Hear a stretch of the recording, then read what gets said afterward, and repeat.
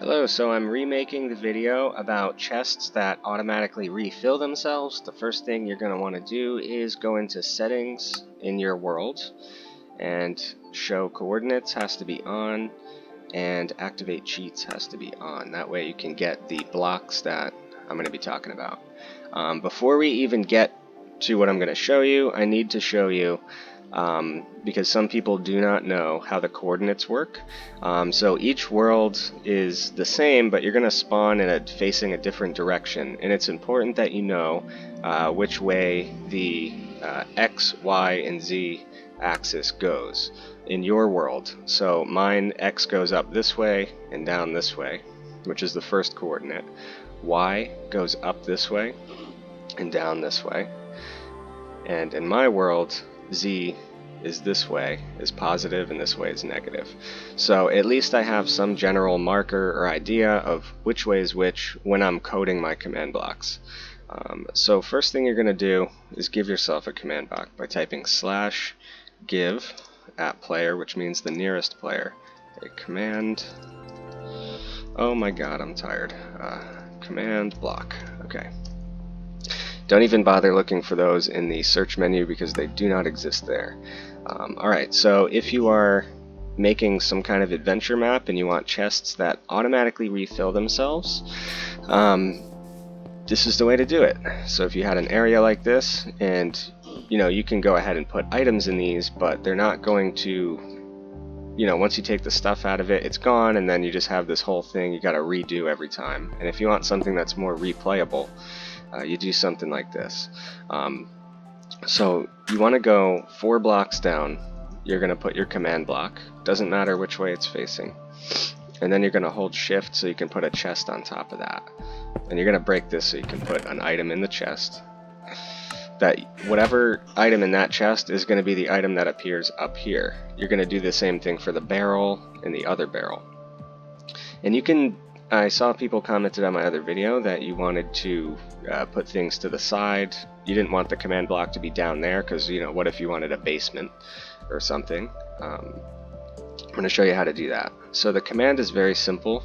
It's just your XYZ, XYZ, XYZ. That's the whole thing, and you don't have to put commas or anything. So you're literally just doing clone. And this means, the squiggle means relative to the command block. So we're not going in any direction this way. We're cloning the block just above it, not any farther that way. And then from that to this, which is the same. I'm just getting that one single block above that. And then where are you cloning it? You're going to clone it no x-axis. You're going to clone it up 3. And then you're going to clone it no z-axis. And you're going to hit repeat on this. And unconditional means that it's not conditional upon any other block firing off. And it's always active, meaning you don't need redstone to activate it. And delay and ticks is super important in this case. I like to start with 300. It gives a good amount of time before it puts the item back in the chest. You can do more or less depending on how fast or slow you want to get that item back in the chest, or get the whole chest cloned to that area. So that's see, 1 block cloned. Now this chest up here has the item you want. And you just kind of fill in the gaps, and it hides it. So if you're in here and someone takes that, it's going to pop back up, no matter what. And if you're trying to do something like to the side, if you want to have a basement and you don't want to have the blocks going directly down like that, you can generally do the same thing. You just go to the other side, whatever side you want.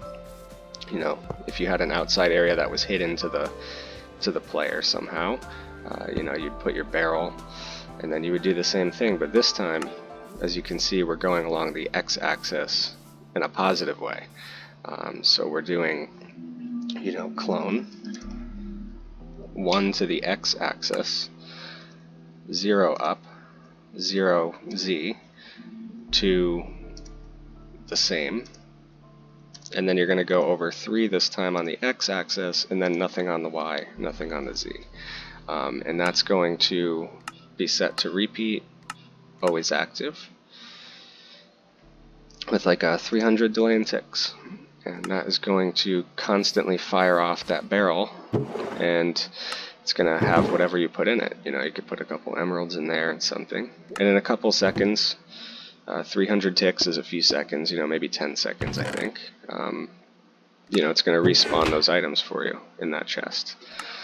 You know, even if you break them, if someone comes through and breaks it, you know, you can walk around, and when you come back, you know, it's going to be there again. It just makes content a little bit more replayable in your world. You know, people like to come in and mess things up, and, you know, it's just one easy way to do that. So I hope you liked the video. Have a good one.